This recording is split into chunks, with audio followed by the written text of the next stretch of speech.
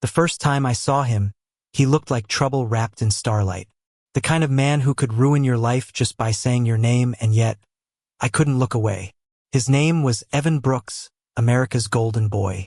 Broadway's favorite voice, the face plastered across billboards in Times Square.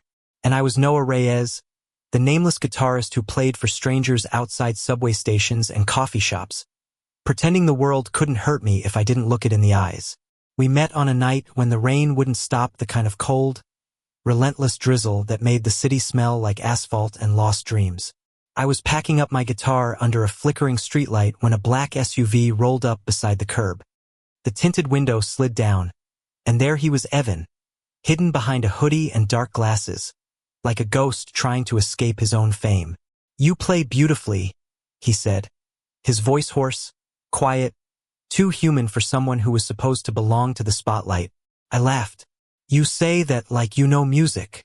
He smiled, and that smile, Jesus, it could break hearts and light up marquees all at once. "Maybe I do." That was how it started, a strange, accidental collision between two worlds that were never meant to meet. A star running from his stage, and a nobody too scared to chase his dreams. The next day, I found a note inside my guitar case. No name, just a short message written in careful, slanted handwriting. "Meet me at the Lantern Cafe, noon. Bring your music." I almost didn't go. But curiosity, or maybe something closer to fate, pushed me through the door of that old cafe, where time seemed to slow and the smell of roasted beans clung to the walls. He was there, sitting in the corner booth, no disguise this time. People whispered, phones came out, but he didn't seem to care. When he looked up and saw me, the noise of the world just stopped. "Sit," he said, gesturing to the seat across from him. "I want to hear your song." I played just a small piece of something I'd written years ago, a melody that always felt unfinished. He listened, elbows on the table, his eyes soft, alive, hungry. When I finished, he whispered, almost to himself, "That song feels like me before I became this." Before I could ask what he meant, a flash of cameras outside the window cut through the moment. His manager must have tracked him down, because in seconds, the cafe erupted with chaos. I watched him slip out through the back door like a criminal, the irony of fame. Everyone knows your face, but no one knows your truth. Days passed. I went back to my corner by the subway, played for strangers, watched the world move on. But every time I closed my eyes, I saw him, Evan, with that haunted smile. Then one night I found him again. Or maybe he found me. The crowd had thinned. The city lights were a blur of color. I was lost in the rhythm of a song when a shadow fell across me. I looked up, and there he was, standing in the middle of the street, rain falling again like déjà vu. "You disappeared," he said. "I figured the star went back to his sky," I replied. He took a step closer. "You make it sound like I belong up there. Truth is, I've never felt more lost." There was a tremor in his voice, the kind you can't fake, not even on stage. He looked exhausted, broken beneath all that beauty. And I hated how much I wanted to reach out, to touch him, to take some of that pain away. We stood there for what felt like forever, rain soaking through our clothes. Then he whispered, "Come with me, just for tonight." I didn't ask where. I didn't need to. His apartment overlooked the city, high glass walls, cold marble floors, everything expensive and sterile, like a museum built for someone who'd forgotten what living felt like. He poured us whiskey, but barely touched his glass. "You ever wonder," he said, "what it'd be like to just disappear? No fans, no press, no expectations." I laughed softly. "That's my whole life."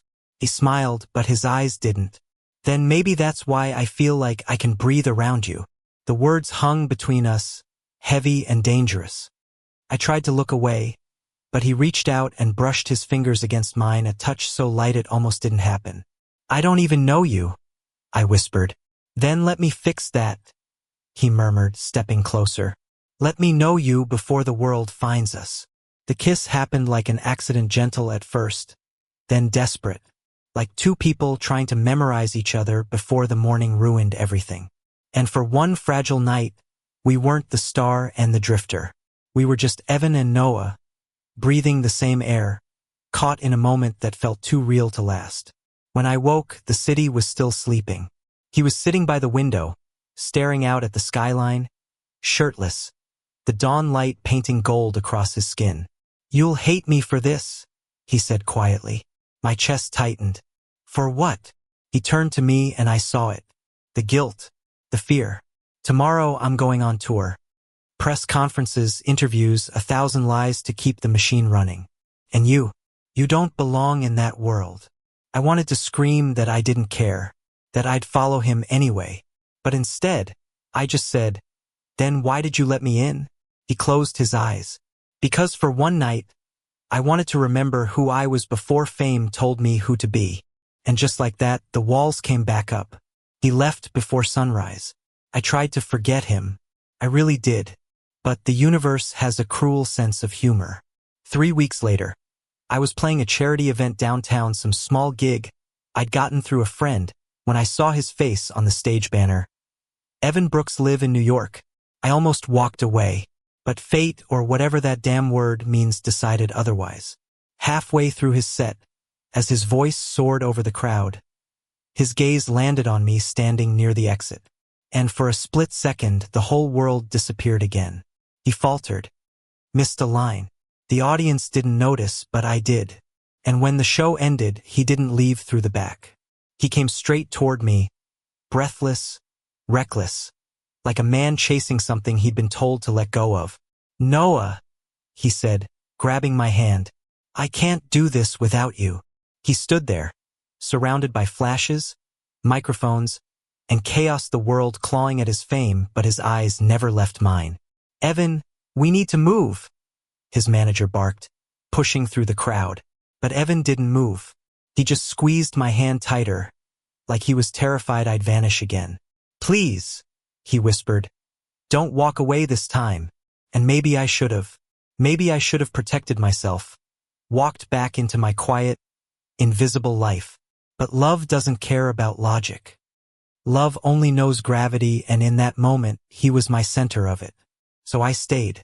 That night, he drove us out of the city, no destination, no paparazzi, just the hum of the engine and the blur of highway lights slicing through the dark. He looked exhausted, like a man who'd been sprinting his whole life and suddenly realized he didn't know what he was running toward. "I tried to forget you," he said finally, "but every song I sang sounded wrong without you in it." I smiled faintly. "That's poetic." "I'm serious," he said, his voice breaking slightly. "I thought fame was everything. The applause, the lights, the perfect image. But then you showed up with your broken guitar and your stupid, fearless smile, and suddenly I wanted something real." I turned to the window, trying not to let the emotion show. The road stretched endlessly ahead, disappearing into fog. "Real doesn't survive in your world, Evan. People will tear it apart." He glanced at me, eyes dark with determination. "Then let them try." We ended up in a small coastal town, Santa Rosa, where no one cared who he was. We rented a cheap cabin by the cliffs, close enough to hear the ocean but far enough to forget the noise of fame. For a few days, it felt like paradise. We cooked badly, sang off-key, slept tangled in each other's warmth. He'd hum melodies in the morning, and I'd strum chords beside him. The world shrank down to laughter, coffee, and the rhythm of two hearts daring to believe. One evening, while the sun drowned in gold over the horizon, Evan turned to me, face glowing in the dying light. "If this is a dream, I don't ever want to wake up." I kissed him, slow and deep, tasting salt from both the ocean and our tears. But dreams don't last. The knock came 2 days later, sharp, angry, and full of reality. Evan's manager stood there, flanked by 2 security guards and a camera crew parked not far behind. "You can't just vanish like this," the man shouted. "Do you have any idea what you've done? The sponsors, the press, they're all losing their minds." Evan tried to speak, but the man didn't let him. "And you?"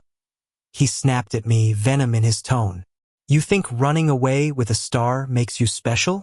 You're a headline waiting to happen, a scandal." Something inside me cracked. I wanted to yell, to defend us, but I couldn't. 'cause deep down I knew he was right. Evan looked at me then and I saw the war in his eyes. Love on one side, duty on the other. Noah, he said softly, maybe I just need to fix this first. For both of us. And just like that, the walls came up again. He left with them no goodbye, no promise, just a silence heavy enough to drown in. Weeks passed. The tabloids spun their stories. Evan Brooks' mysterious lover. Gay affair or PR stunt? My face blurred across gossip sites.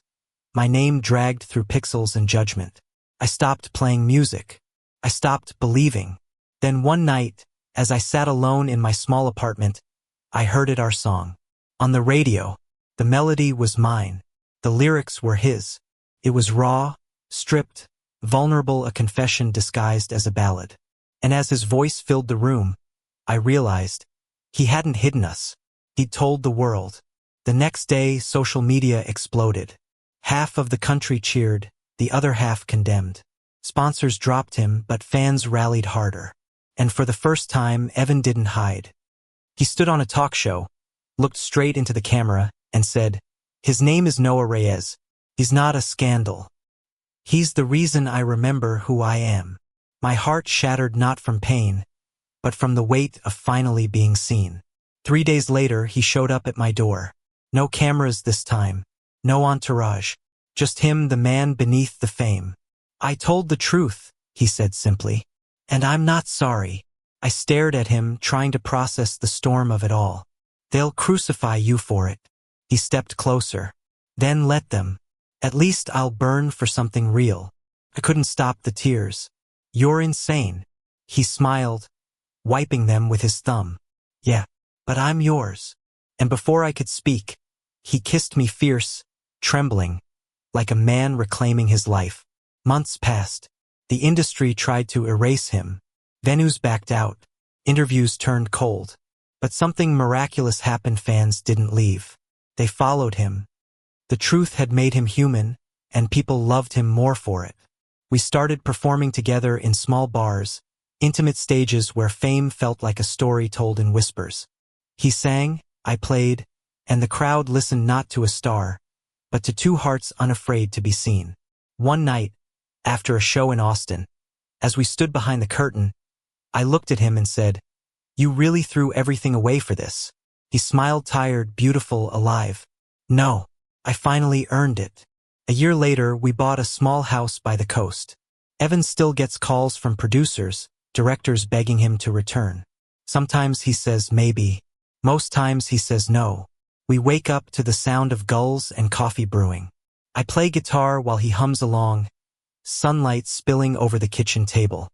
There are no red carpets here, no headlines, just peace, and the quiet miracle of being loved out loud.